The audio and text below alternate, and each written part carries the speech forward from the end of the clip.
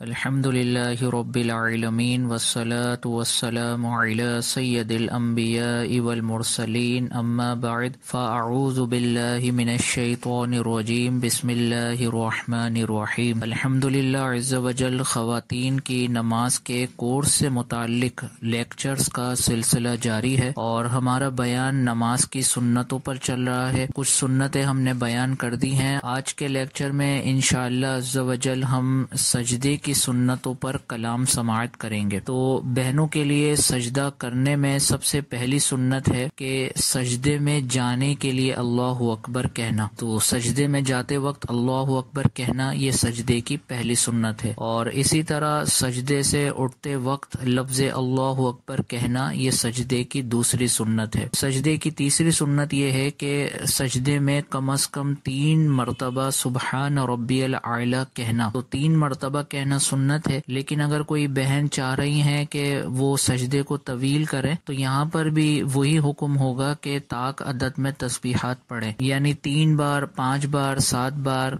9 بار، 11 بار۔ تو اگر یہ طاق عدد میں تسبیحات پڑھیں گی تو یہ ان کے لیے افضل اور مستحب ہوگا۔ سجدے کی اگلی سنت ہے کہ سجدے میں ہاتھ زمین پر رکھنا، اور اس کے بعد سنت ہے ہاتھوں کی انگلیاں ملی ہوئی ہونا اور قبلہ رخ ہونا۔ اس کے بعد اگلی سنت ہے سمٹ کر سجدہ کرنا، یعنی بازو جسم کے ساتھ ملے ہوئے ہوں، اسی طرح پیٹ رانوں کے ساتھ ملا ہوا ہو، رانے پنڈلیوں سے ملی ہوئی ہوں اور پنڈلیاں زمین سے ملی ہوئی ہوں۔ تو عورت کے لیے سمٹ کر سجدہ کرنے کا حکم ہے، اور یہ وضاحت ہم نے پیچھے کر دی تھی کہ جس چیز میں ستر عورت کے لیے زیادہ ہے وہ طریقہ عورت کے لیے نماز میں مقرر کیا گیا ہے۔ تو جو سمٹ کر سجدہ کرنے کا حکم ہے یہ بالکل عین شریعت کے مطابق ہے اور مزاج شریعت کے مطابق ہے، لہٰذا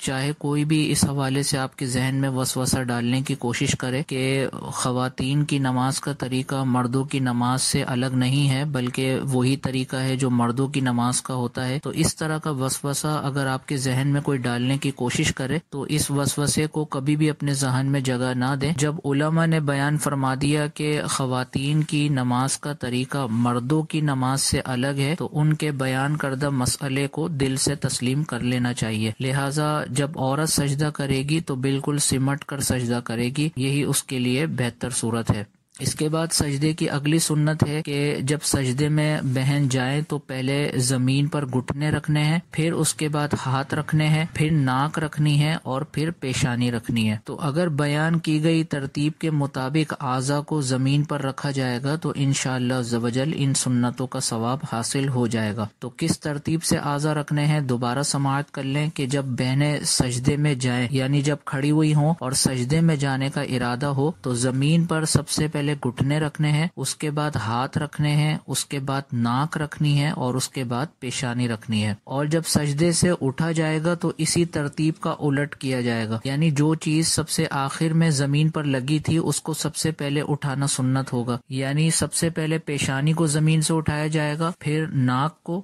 پھر ہاتھوں کو اور پھر گھٹنوں کو زمین سے اٹھایا جائے گا۔ تو یہ تھی سجدے کی سنت ہے۔ اس کا خلاصہ ایک مرتبہ ہم پھر سن لیتے ہیں کہ سجدے میں جانے کے لیے اور سجدے سے اٹھنے کے لیے لفظ اللہ اکبر کہنا سنت ہے، اور سجدے میں کم از کم 3 مرتبہ سبحان ربی الاعلی کہنا سنت ہے۔ اسی طرح سجدے میں ہاتھ زمین پر رکھنا سنت ہے۔ اس کے بعد ہاتھوں کی انگلیاں ملی ہوئی ہوں اور قبلے کی طرف ہوں، یہ سنت ہے۔ اس کے بعد عورت کے لیے سمٹ کر سجدہ کرنا سنت ہے، اور اس کے بعد ہم نے یہ پڑھا کہ جب عورت سجدے کا ارادہ کرے گی تو سب سے پہلے اپنے گھٹنوں کو زمین پر رکھے گی، پھر ہاتھوں کو، پھر ناک کو اور پھر پیشانی کو، اور اس کے بعد آخری ہم نے سنت یہ پڑھی کہ جب وہ اٹھے گی تو اس کی ترتیب کے خلاف کرے گی، یعنی پہلے پیشانی اٹھائے گی، پھر ناک اٹھائے گی، پھر ہاتھوں کو اٹھائے گی اور پھر گھٹنوں کو اٹھائے گی۔ تو یہ تھی سجدے سے متعلق سنتیں۔ امید ہے کہ سجدے سے متعلق یہ تمام سنتیں آپ تمام بہنوں کو اچھے طریقے سے سمجھ میں آ گئی ہوں گی۔ سجدے کی سنتیں سماعت کرنے کے بعد انشاءاللہ عز وجل اب ہم جلسے کی سنتیں سماعت کرتے ہیں، جلسے کی سنت سماعت کرنے سے پہلے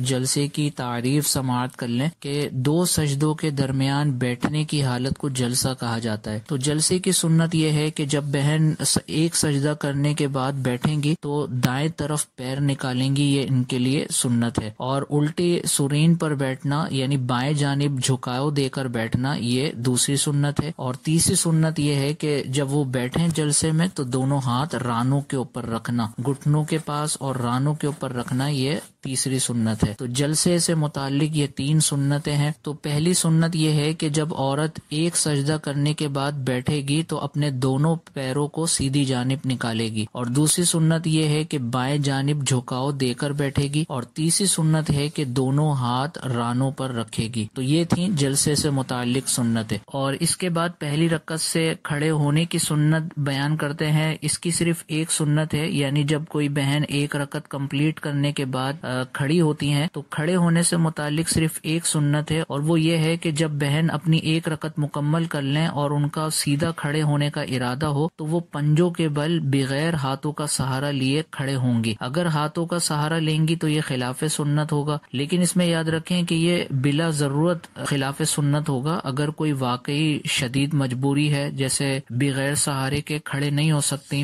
پیروں میں کمزوری ہے یا کوئی جسم کے اندر کسی جگہ پر تکلیف ہے اور ہاتھوں کا سہارا لینا ضروری ہے، تو اس صورت میں کوئی حرج نہیں ہے کہ وہ ہاتھوں کا سہارا لے کر کھڑی ہو سکتی ہیں۔ تو اگر پہلی رکعت سے ڈائریکٹ کھڑے ہونے کا ارادہ ہو تو اس کی سنت یہ ہے کہ ہاتھوں کا سہارا لیے بغیر ڈائریکٹ کھڑے ہونا یہ سنت ہے، لیکن اگر کوئی مجبوری ہے اور ہاتھوں کا سہارا لینا یہ ضروری ہے تو اب یہ بالکل جائز ہوگا اور ایسا کرنا خلاف سنت نہیں ہوگا۔ تو امید ہے کہ آج کے لیکچر میں جتنی سنتیں بیان کی گئیں وہ آپ تمام بہنوں کو اچھے طریقے سے سمجھ میں آ گئی ہوں گی۔ اللہ عز و جل کی بارگاہ میں دعا ہے کہ اللہ عز و جل ان مسائل کو یاد رکھ کے دوسروں تک پہنچانے کی توفیق عطا فرمائے، آمین بجاہ النبی الامین صلی اللہ تعالی علیہ وسلم۔